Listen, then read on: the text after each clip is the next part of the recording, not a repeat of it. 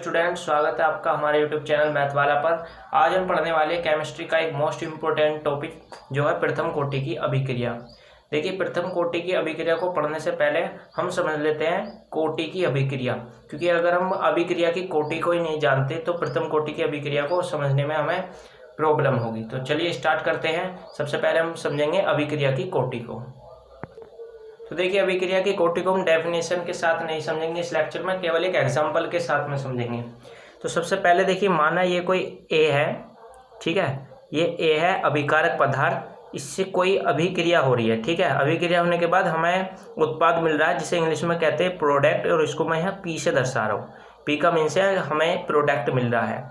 ए क्या है? कोई अभिकारक पदार्थ है, पी यहाँ पर प्रोडक्ट है, ठीक है। अब होगा क्या, देखिए इस यहाँ पर ए अभिकारक पदार्थ, इससे कोई अभिक्रिया होकर प्रोडक्ट मिल रहा है। तो ऐसे में दो कंडीशन होंगी यहाँ पे। एक तो वो कि जब समय जीरो होगा, समय बराबर जीरो होगा। समय बराबर जीरो का मतलब क्या है कि अभिक्रिया अभी स्टार्ट होनी शुरू नहीं हुई है। इसका मतलब क्या है, जो हमने अभिकारक पदार्थ लिया है उसकी जितनी भी मात्रा ली है वो भी उतनी की उतनी है। मान के चलिए हमने इस अभिकारक पदार्थ की जो मात्रा है वो ए ली है, ठीक है। तो समय जब जीरो रहेगा तो अभिकारक पदार्थ की जो मात्रा है वो तो ए रहेगी, और जब अभिक्रिया अभी स्टार्ट हुई नहीं है तो प्रोडक्ट की मात्रा कितनी बनी रहेगी? जीरो। ये भी जीरो ही रहेगी।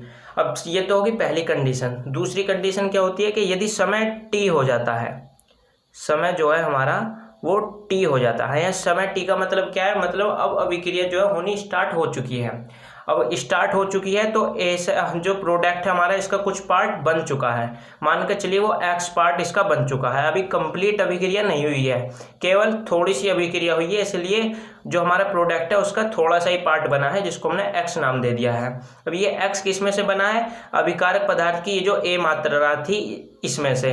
तो जब एक्स पार्ट इसका बन चुका है, एक्स भाग इसका बन चुका है, तो अब ए कितना रह जाएगा समय बराबर टी पर? ए में से एक्स मतलब यहाँ पर क्या है? घट गया है। ए में से ए माइनस एक्स, इसको मैथमेटिकली रूप में लिखेंगे ए माइनस एक्स।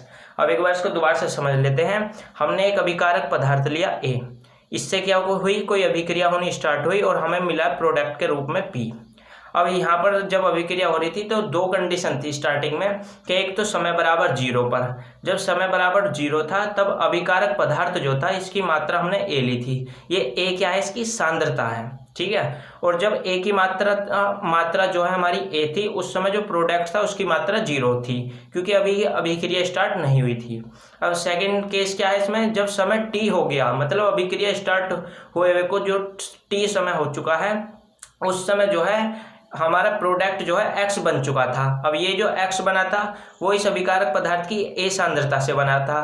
तो जब इसमें से एक्स बन चुका है, मतलब एक्स मात्रा इस ए की घट चुकी है, तो उसको मैथमेटिकली रूप में लिखते हैं हम ए माइनस एक्स। मतलब टी समय पर अभिकारक पदार्थ की जो सांद्रता है वो ए माइनस एक्स है। तो ये हमने थोड़ा सा डायग्राम समझा। अब देख लेते हैं अभिक्रिया की कोटि की डेफिनेशन यहाँ से क्या बनेगी। तो देखिए, यहाँ से अभिक्रिया की कोटि की डेफिनेशन हम कह सकते हैं कि एकांक समय में अभिकारक पदार्थ की सांद्रता में हुआ परिवर्तन अभिक्रिया की कोटि कहलाता है। देखिए यहाँ a माइनस एक्स है, मतलब a मात्रा में से x मात्रा घट रही है, इसका मतलब यहाँ पर परिवर्तन हो रहा है। इसलिए हमने एक लाइन बोली है कि अभिकारक पदार्थ की सांद्रता में हुआ परिवर्तन, क्योंकि ये सांद्रता है और इसमें परिवर्तन हो रहा है। तो इसलिए अभिक्रिया की जो कोटि है उसकी डेफिनेशन बनेगी एकांक समय में अभिकारक पदार्थ की सांद्रता में हुआ परिवर्तन अभिक्रिया की कोटि कहलाता है। तो ये तो हो गया सिंपली अभिक्रिया की कोटि। अब बात कर लेते हैं हम प्रथम अभिक्रिया की कोटि किसे कहते हैं।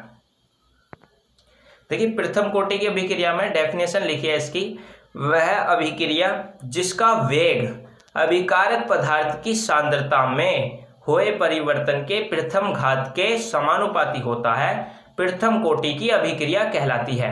मतलब क्या है, जो कोई भी अभिक्रिया हो रही है उसका वेग अगर अभिकारक पदार्थ की जो सांद्रता है उसमें जो परिवर्तन हो रहा है उसकी प्रथम घात के समानुपाती होगा, तो उस अभिक्रिया को हम कहते हैं प्रथम कोटि की अभिक्रिया। अब इसको भी समझ लेते हैं हम उसी डायग्राम से। देखिए, यहीं से हम अभिक्रिया की प्रथम अभिक्रिया की कोटि को भी समझ लेंगे। यहाँ क्या था? एक अभिकारक पदार्थ है, इससे अभिक्रिया हो रही थी जिससे प्रोडक्ट पी मिल रहा था। अब जब समय बराबर जीरो था उस समय अभिकारक पदार्थ की मात्रा ए है और प्रोडक्ट की मात्रा जीरो है। और जब समय टी हो गया तब प्रोडक्ट की मात्रा x बन गई और अभिकारक पदार्थ की जो सांद्रता थी उसमें परिवर्तन आ गया a-x का। तो जो प्रथम कोटि की अभिक्रिया कह रही है वो कह रही है कि जो अभिक्रिया का वेग होगा, देखिए अभिक्रिया के वेग को हम लिखते हैं dx/dt से। ये dx/dt से हम किसको दर्शाते हैं? अभिक्रिया के वेग को दर्शाते हैं। तो अभिक्रिया का जो वेग होगा वो समानुपाती होगा। समानुपाती का चिन्ह इस तरीके से लगाते हैं। तो अभिक्रिया का वेग समानुपाती होगा अभिकारक पदार्थ की जो सांद्रता में परिवर्तन हो रहा है। सांद्रता में परिवर्तन यहाँ क्या हो रहा है? a-x, इसको ऐसे लिख लेंगे।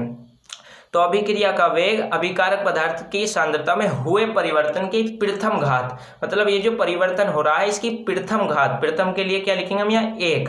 तो अभिक्रिया का वेग अभिकारक पदार्थ की सांद्रता में हुए परिवर्तन की प्रथम घात के समानुपाती होता है। ऐसी अभिक्रिया क्या कहलाती है? प्रथम अभिक्रिया की कोटि।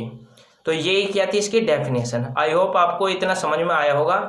तो एक बार देख लेते हैं फिर से डेफिनेशन। डेफिनेशन में भी हमारा यही लिखा है कि वह अभिक्रिया जिसका वेग अभिकारक पदार्थ की सांद्रता में हुए परिवर्तन की प्रथम घात के समानुपाती होता है प्रथम कोटि की अभिक्रिया कहलाती है। ये तो थी प्रथम कोटि की अभिक्रिया की डेफिनेशन। लेकिन आपसे एग्जाम में पूछता है वेग स्थिरांक निकालने के लिए प्रथम कोटि की अभिक्रिया क्या या अर्ध आयु प्रथम कोटि की अभिक्रिया की कैसे निकाली जाती है, इस तरीके से पूछता है। तो इस लेक्चर में तो हमने पढ़ा प्रथम कोटि की अभिक्रिया क्या होती है और यह अभिक्रिया की कोटि क्या होती है। नेक्स्ट लेक्चर में हम प्रथम कोटि की अभिक्रिया के लिए वेग स्थिरांक का व्यंजक प्राप्त करेंगे। तो मिलते हैं नेक्स्ट लेक्चर में। अगर आपको हमारी वीडियो अच्छी लगी हो तो हमारे वीडियो को लाइक कर देना और साथ ही हमारे चैनल को भी सब्सक्राइब कर लेना, जिससे कि आने वाली हमारी कोई भी वीडियो सबसे पहले आप पर पहुंचे। Thanks for watching.